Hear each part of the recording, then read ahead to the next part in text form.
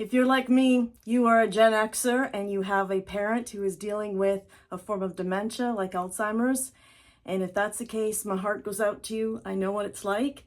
I've been dealing with this for over 10 years, and I would really like to share some things with you that I've learned along the way. And wait to the end because the last one is probably the most important one. Hi, my name is Lisa, and before I get going into what I've learned, I just want to set the stage for you a little bit. This is my mom, and I need you to know who she was before this illness took over. She grew up in a big city, and at the age of 40, she moved to a really tiny farm area with my dad so that he could fulfill his dream of being on a farm again. And so she thought she was going to be the kind of farm wife that brought out dinners to the guys in the field. But over the next 25 years, she became the heart of that farm. She did probably 95% of her own vet work. We had about 2,000 pigs, 50 head of cattle, about 800 chickens, and about 300 turkeys. And my mom dealt with most of that.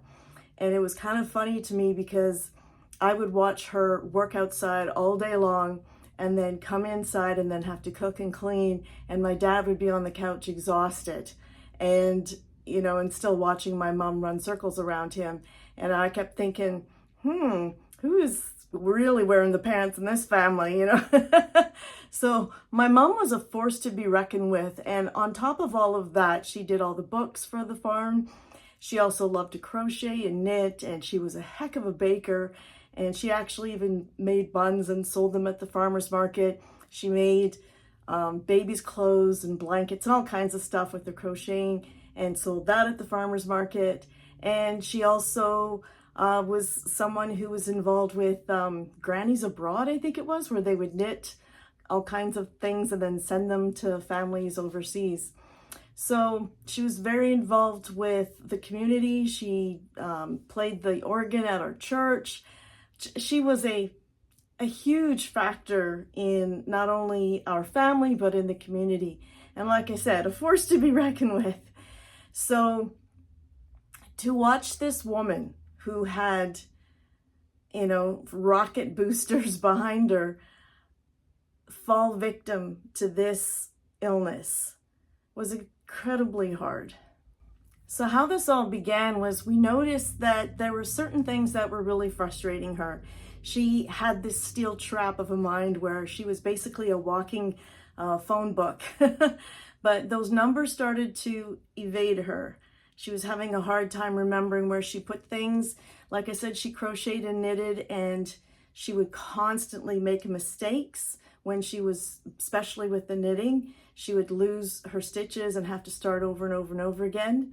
She would always get the story details confused, and then my stepfather would constantly be correcting her, and that would create some problems between the two of them.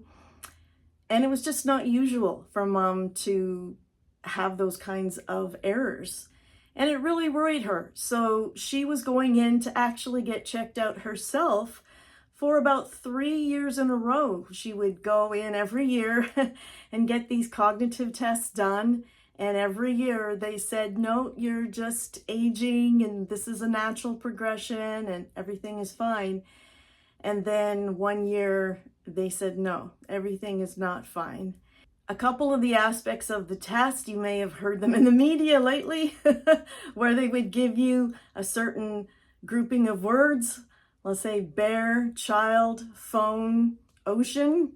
And they would give you those 4 words, and then at the end of a conversation, you had to recall those 4 words and see if they were in there or not.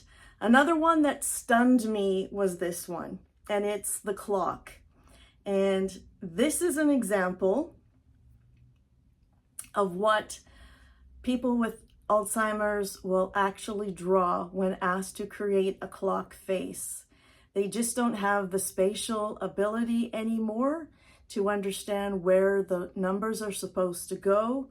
Because I was in denial, I asked my mom to create the same clock for me, and I was very shocked to see her create a clock that looked very much like this.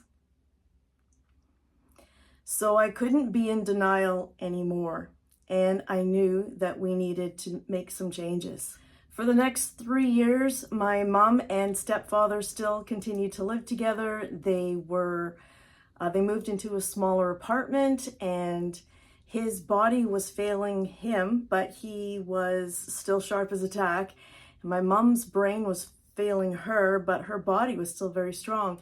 So they complemented each other and they leaned on each other. And with us in the background lending support, that worked for 3 years. But then came the day when my stepfather passed away, and now we needed to make some major decisions. So this is where my lessons come in. One, as I've already mentioned, have a baseline cognitive test. It was really good that Mom went in 2 or 3 years in advance in order to get that baseline, so that when the diagnosis actually came down, they did have data in which to compare.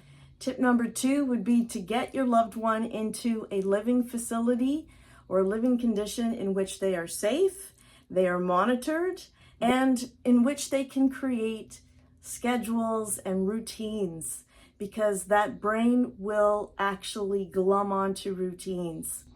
It's the new messaging, it's the new memories that they really have a hard time hanging on to, because the hippocampus, the part of the brain that creates those new memories, is what gets damaged first. So this is why they're able to, recall all kinds of stories from their past, but they can't remember new information. So creating those routines become very important.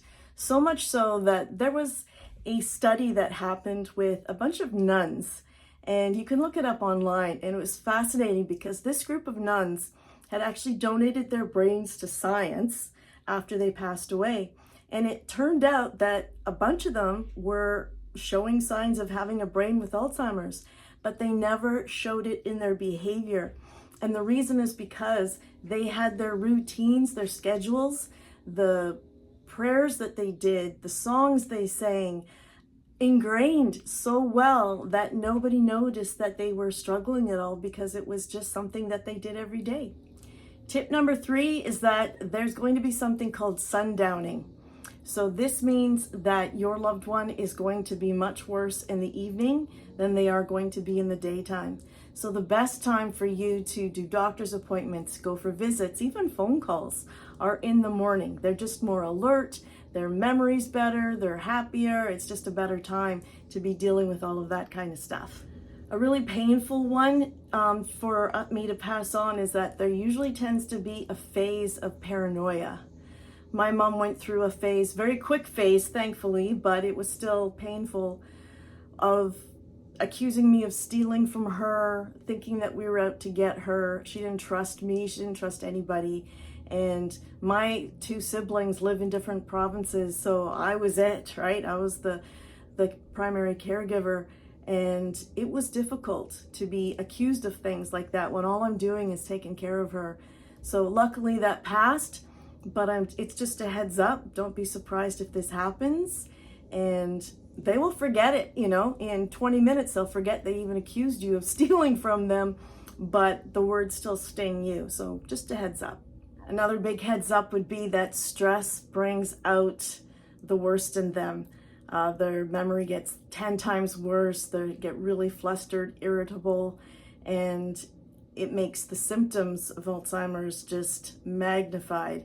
So for example, when my stepfather passed away, my mom was not functioning at all. She would ask us the same questions probably 20 times in a 5-minute span. And it's like their brains go into freeze mode. So trying to keep them as calm and stress-free is really crucial. Tip number 6 would be all about supplements. I have an uncle who is huge into natural living, and so when Mom was diagnosed, he said, okay, we really need to get onto the supplements. So he gave her a cocktail that she's been taking for 12, 13 years now, and it's turmeric and omega-3s and omega-6s, vitamin D3, vitamin K2, vitamin C. And in all honesty, I cannot tell you if this supplement cocktail helped her or not. What I can tell you is that she's going to be 90 this January, and she's been dealing with Alzheimer's for at least 13 years now. And so it has been a very, very slow progression, which we have been so incredibly thankful for. And if these supplements had anything to do with slowing down the deterioration, then they were totally worth every single penny. On the legal side of things, another thing I did fairly soon was become her power of attorney. I had to do that fairly soon because none of the banks, nobody would talk to me. The Canadian Old Age Security, the CPP, nobody would talk to me until I became her acting power of attorney.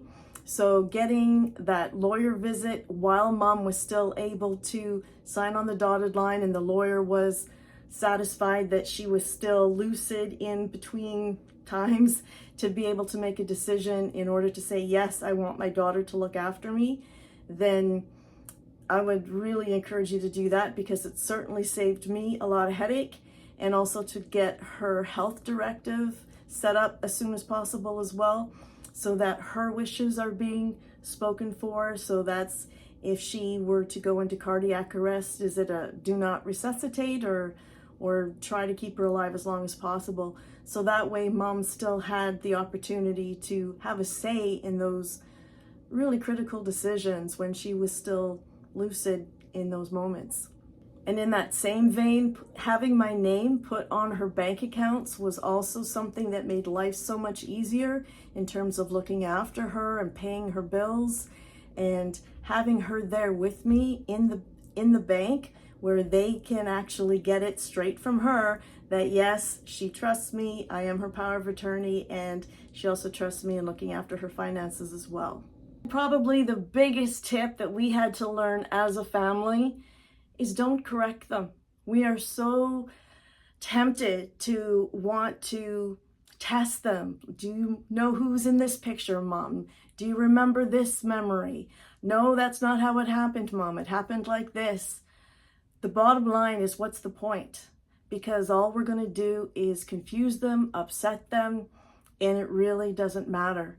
And I've come to believe over this time with my mom is that she doesn't remember what was said. She doesn't remember what we talked about, but she remembers how people made her feel. I saw that in real time because one of my relatives will challenge her, will correct her. And when I talk to her, she'll say something along the lines of she doesn't want to see this person. So I know that there's some negative feelings there, but she doesn't know why. I remember talking to a doctor in a dementia ward years ago, and he was saying that there was a patient that came up to him and was asking for his wife. And the doctor said, "Oh, Bill, she's out with the cows. She'll be back. You just gotta wait." And he's, "Well, she's sure taking a long time with those cows." "Yes, I know she is, but she'll be back. She's bringing some wonderful milk for you." And then the patient wandered off, and he was happy. And when I said to him, "Why would you do that? She's obviously not here." And he said, "Why would I remind him every single time that his wife has passed?" They used to do that, and then they would watch him grieve every single time. So what's the point? So remember, if they say, an event happened in 1972 and it actually happened in 1982, so what? It really doesn't matter. Just wave, go hi. Wave, Mom.